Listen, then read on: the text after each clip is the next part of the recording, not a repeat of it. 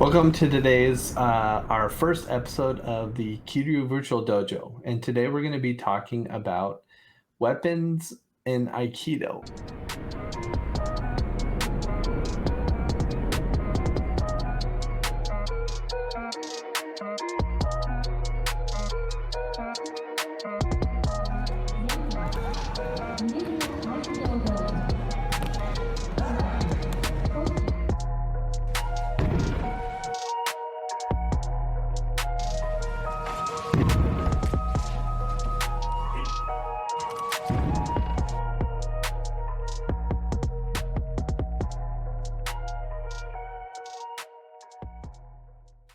Let's get started. So, Aikido Weapons is a huge part of Aikido and the foundations of how we do our techniques.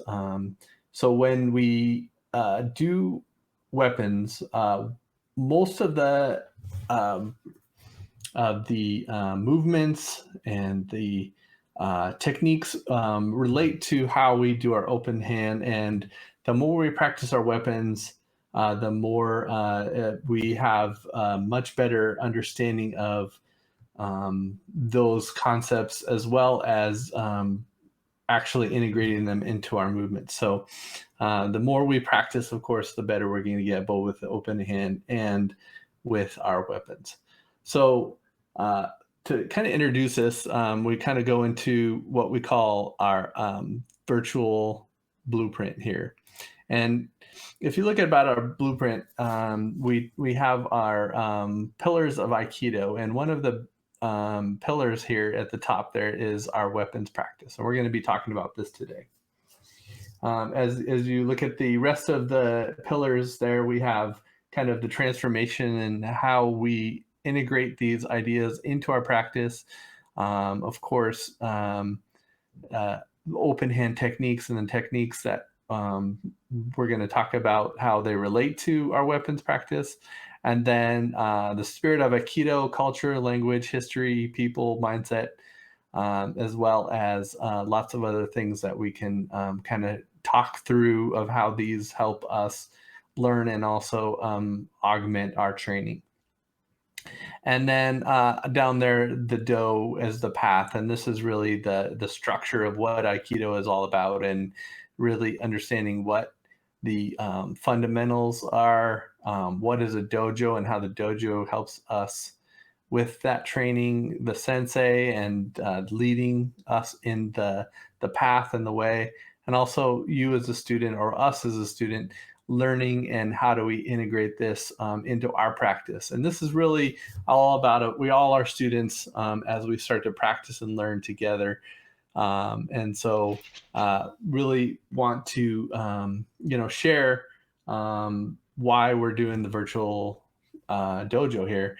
And that's really, again, to highlight a lot of the things that I have learned and we have learned at the Aikido I've been practicing over 35 years in traditional Aikido, and definitely want to share some of the things that I've practiced and learned along the way, as well as things that I'm working on as well. So that's kind of the blueprint of the overall. And again, the top is the Aikido weapons and how they kind of integrate into our practice. So the first thing we're going to kind of talk about is, when you start weapons, really understanding what are our fundamentals. And if you look at these, we really need to understand what we're talking about. We go into a vocabulary, the different kamais with our weapons, both from a kamae perspective, the 5 kamais for the Ken, for example, how we hold our weapons, and how that relates to distance and timing in our practice as well. And then we go into the basic movements. Again, how do we hold our weapons? How do we move our feet and our body? And we always talk about a concept called Kiken Taiichi, which is body, mind, and spirit. Also, body, mind, and sword together as one. And how do we move that together? And again, this is really where we start to see our weapons movements and the movements that we're using for entering, for awase or blending, or different types of finishes or sabakis, and how do we then integrate that into our practice. And again, this is really what we're focusing on. So again, once we kind of start getting those basics down, we also need to understand about etiquette and understanding about the, what is the concept behind these weapons. Again, we're using tools that can be very dangerous, as well as we could hurt our partners. So we definitely need to treat them with respect, and it begins with etiquette. And Sensei used to always say, begin with Rei and end with Rei, and the respect of those, and understanding that when we have those in our hand, we're really focusing on how to really be in the moment and be focused, so that we're having the most efficient and strong practice we can, as well as being safe. And one of the last concepts is we talk about, and we're going to go into this in depth, is teaching through practice. And really, the concept of the virtual Kiryu virtual dojo is we're going in and starting to explain and go deeper into these topics. And so how do we really integrate this? And ultimately, it's up to you then to go and take this into your practice. And how do we learn? And we really learn through practice and getting on the mat and getting on the dojo and getting out and practicing as much as possible. So that's kind of the fundamentals of, of course, there's lots of different of what the fundamentals are, but, really understanding those is important.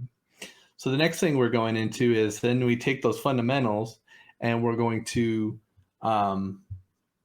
take those and start practicing those in simple type movements, both simple type movements to begin to learn those fundamentals and reinforce those fundamentals, as well as then we start to integrate those into movement. And so movement, again, we talked about Kiken Taiichi, body, mind, spirit, and technique is all that one together.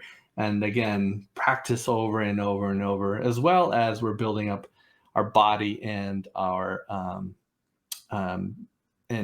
body and our spirit together as well, and the techniques.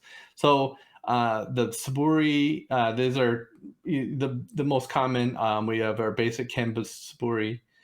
We start with 3 basic strikes. We start with the Bokken.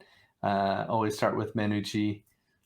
We teach also Yoku Menuchi, and then the ski. So again, there's some movements associated with those, and also the cuts, how do we hold our hands, and all those things. Then moving into Kensaburi, the 7 Kensaburi, which we're starting to from the basic strikes to then integrating those into the movements, and to kaburis and other things like that, your cuts and your steps all together. So slowly integrating those into movements. The Jo Suburi as well, the 20 Jo Suburi, we break those into the families of those. We have our Ski Nobu, the ski family, Menu Chikomi Nobu, the men family, Katate Nobu, one-handed family, Haso Nobu, the Haso Gaish family, and then Nagare Nobu, which is our flowing style. So each of those have a set of number of techniques, and again, there may be 1 or 2 techniques put together to start to teach us our fundamentals, teach us how to move, of course, of how to handle it, and then also how to build power and strength and focus as well. So that's our 20 Suburi. We also like to practice Happogiri. Happogiri is 8 directional cut, and this at a high level is really teaching us how to turn, move in different directions, and cut. This also relates to some of our open hand techniques. We have a technique, Shiho Nage, 4-directional throw. Same similar ideas of the different coordinates of the throws and how to place your body and move your body in relation to your partner.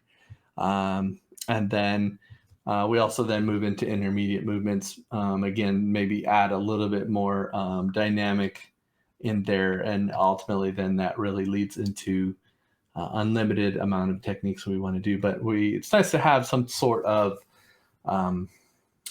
framework to begin how to start teaching and learning these basic movements. Our first video, we're going to just show one of our teachers, Kara Sensei, doing the 4th Suburi on the beach. So this is with a larger Bokken, but definitely start to see how to start movement. This is the 4th Suburi.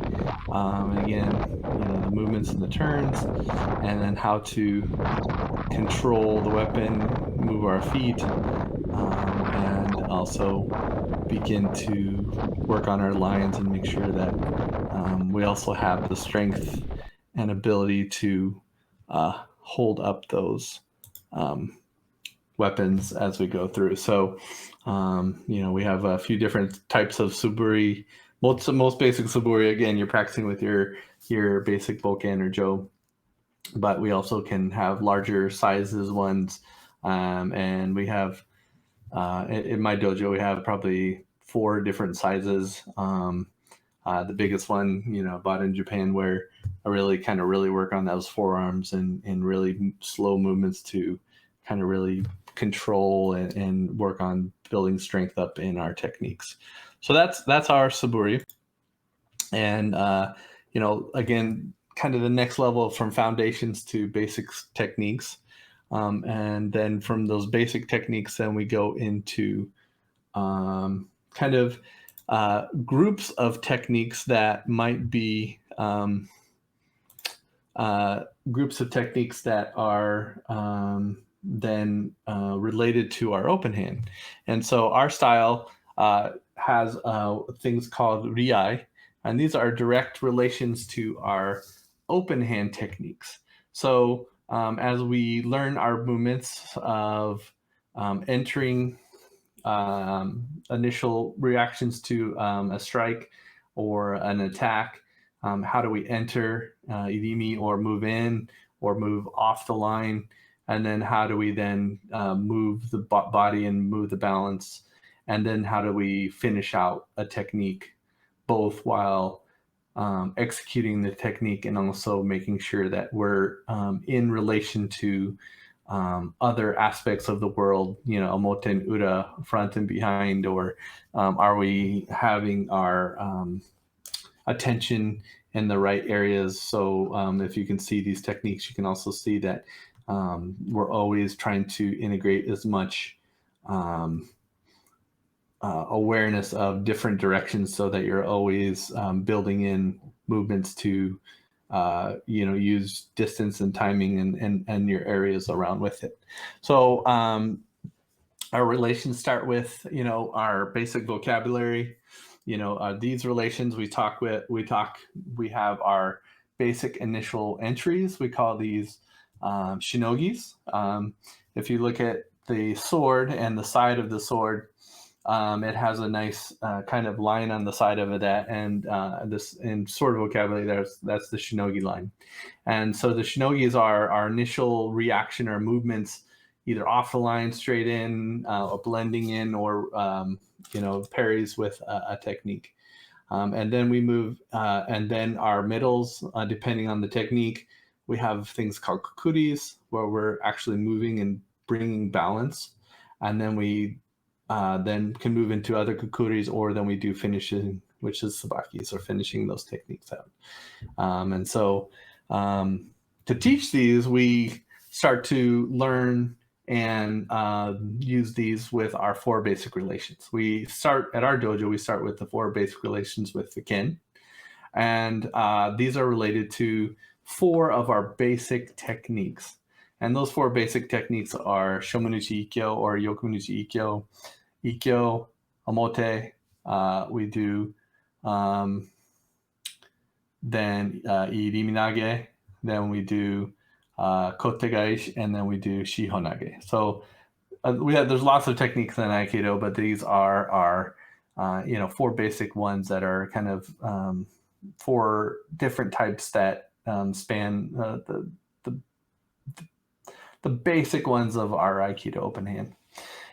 We also then move, and so our second video we're going to show just a quick one, a video we put together a while back of showing an example and quick ones of our 4 basic relations.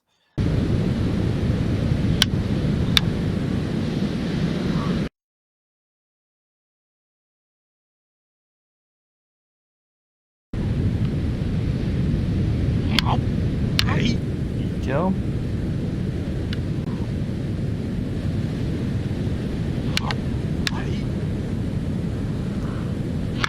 Bakuchiski or Kotegaishi. Baki or the Iminage. We kind of move off into Shihonage or Nukidomen Sabaki.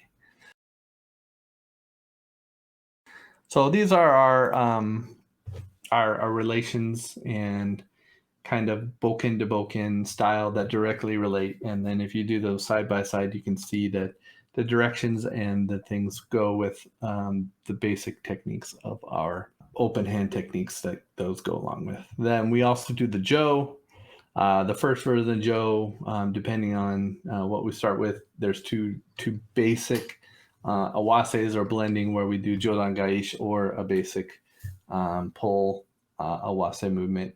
And then they have similar techniques that go through those 4 styles paired with a ken. Then we go into, as we learn more and more, then we move into our intermediate relations. These are getting into a little bit more complex movements and other versions of, maybe movements that you start to see a little bit more flavor or ideas in the differences of these techniques, like a Henka Waza or Koshinage hip throws or Riminage Mote versus the basics is Riminage Ura. So those are our Riai or our relations. And the next one, kind of, you think about the progression of our weapons. We go from learning our fundamentals, making sure we understand the concepts, the ideas, basic etiquette, how to hold them, how to be safe with them. Then we go into our Suburi we talked about, and basic, simple, either single or multiple, simple multiple techniques.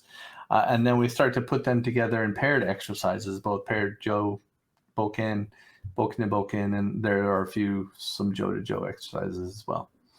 And then some other tools that we use is we have our katas, and katas are our paired exercises that you can both do individually, or you can pair them up with the other side of the kata.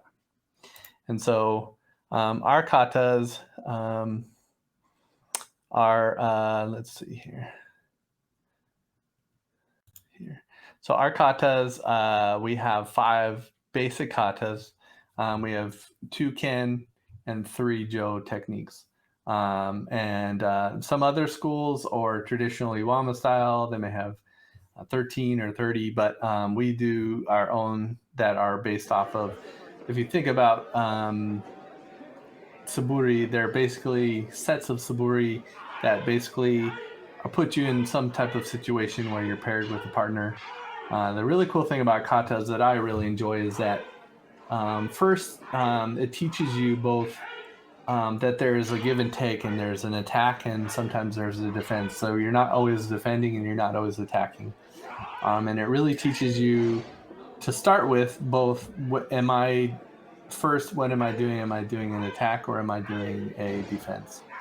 And then we go into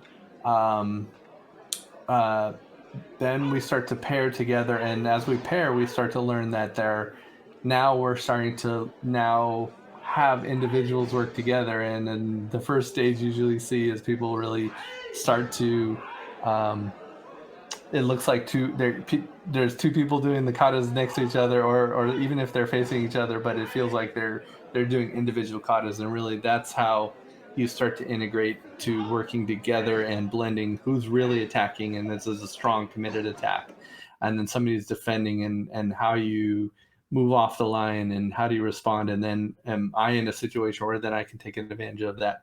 And then we really start to get better about now our distance and timing, and that's really where we start to really move into the next stage of bringing these movements and integrating these movements into our Aikido in our body. So that's the katas are a great way to do that. And the other thing is that the 3 katas now compare with the other 2 katas. So sometimes you have ken to ken, you can have jo to jo, or you can have bokken to ken, and then vice versa. They can kind of switch off. And so definitely those add a lot of variance in there, a lot of fun. There's lots of different ways you can practice these, but ultimately teaching people to learn them on their own, and then once you learn them, then start to pair up and practice together. And these are great things that you can take to the park or take to the beach or wherever you can practice, and then practice these, and then take them into the dojo, so you make the most out of your time when you're practicing your weapons. And again, the more you do those, this also helps these individual movements that you're learning in our Suburis and our fundamentals as well. So again, teaching through practice, and these are the ways we're integrating or in learning new ways to learn and use our weapons in different situations. So those are our katas. The next thing is our Muto Dori, or our kind of open hand to weapons techniques. So these technically could be considered open hand, but I think they're against a weapon. If you think about these in the terms of all of this whole progression, and we look at the whole kind of overall look at our weapons progression, is that again, we learn our fundamentals, we're learning how to use the weapons, we're learning how to move our bodies and the movements of our hands, and distance and timing with the different weapons. The jo is a little longer, the bokken, how we hold them are different, right? And then we get into now the different dynamic of these, where the distance and timing is different, because now you don't have a weapon, or you have a weapon, they don't have a weapon. In a very simple term, if you have a weapon, your distance and timing is your basic distance plus the length of the weapon, and again, depending on your weapon that you're working again, if you're going against the ken or you're going against the jo, it might be a little different. And so the first group of these are tachidori, which are our open hand against a bokken strike, or a sword strike. And again, these are really teaching us to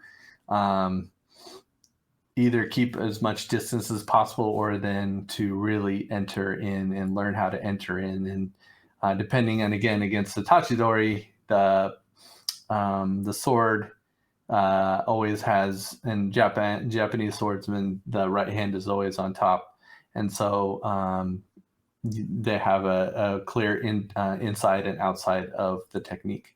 And so learning to how to quickly move in irimi, or enter in these techniques, and then from there you have a different set of things that you can do, or techniques that you can execute when you're going inside or outside, and they're a little different depending on there. And it's always good to practice both, no matter what, as you're always, again, it's always probably better to be on the outside depending on the situation, but always practicing different situations and the different techniques we can do from there. And then, of course, on your tests, and we have, even Aikikai or other tests, black belt tests, some basic Tachidori are in there as well.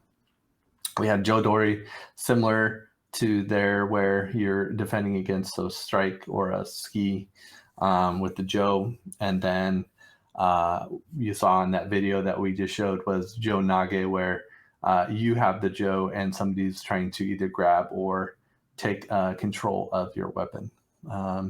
And then Tanto, which is a simulation of a knife.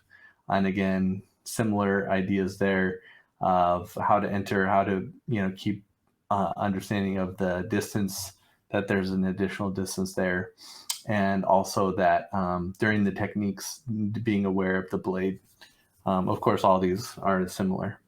And the one thing I wanted to bring up a little earlier is, so our basic kamais that are together really show the basic kamae, or the kamae that you start with, is in Kenjutsu, they call it Isoku Ito no Moai, means one strike and slide, you have one movement you can get in and cut. And then from there, if you're closer than that, then you would say Chikama, or that's closer to Chikai is close. And then there's Toma, which is a little farther. So then you have your middle, too close and too far. And again, if possible, at least basics, you always start with Isoku Ito no Moai, where we're in one distance from a cut or a move. And so again, with Tachidori, Jodori, Jo Nage, then those distances are a little different because the one person doesn't have a weapon. So definitely teaches us a lot about distance and timing, and really enjoy these, as well as it has a lot of similarities to our open hand as well. And a lot of techniques are very close or the exact techniques. Again, they might vary a little bit because you might have a weapon in your hand. So again, we'll go back to the virtual dojo here in the blueprint, and we go through where we have our buki and weapons that we did today. And we're going to be talking a little bit about each of these, and then doing more videos, and maybe start to kind of break these down and how these both are done and how they relate to our Aikido. We're going to be talking about concepts in Aikido, and we're going to be doing more with our podcast, The Heart of the Dojo, where we're be getting our co-hosts in there and other senseis, so we can kind of senseis and students, where we can talk and through ideas and also through other people's understanding and ideas of those. So to kind of close out, Aikido is a wide variety of techniques, and O-sensei, our founder of Aikido, had a lot of his techniques, and a lot of his things were built off of weapons, and they practice weapons very regularly. And so you can't have Aikido without weapons, and really, or even if you're not doing weapons as a lot with your dojo, there still is those techniques are built into there. So hopefully your dojo brings that into some of your practice. And even better if you do a lot of weapons. And so we always say, the more you see and learn, the more we can grow and learn our Aikido together. Since this is our first episode of the Kiryu Virtual Dojo, just a little bit about us of that. I've been doing Aikido for 35 years. I have a dojo in California and in Colorado. And really our Aikido is founded on traditional dojo style, and we have a lot of weapons within our practice. but also, again, you can't not practice your open hand and really focus on but really how you talk and share those concepts definitely helps, I would say, augment or strengthen our open hand understanding and movements as well. So we'd love you to come join us on future episodes, and I always encourage everybody to comment. Today's topic definitely has a lot of different ideas. And does your dojo do weapons? I'd love to hear if you do. What are your favorite things that you like to do? And what do you get the most out of your Suburi, your Katas, paired exercises? Or what do you do other things that are outside of here for Aikido or Aikido based weapons?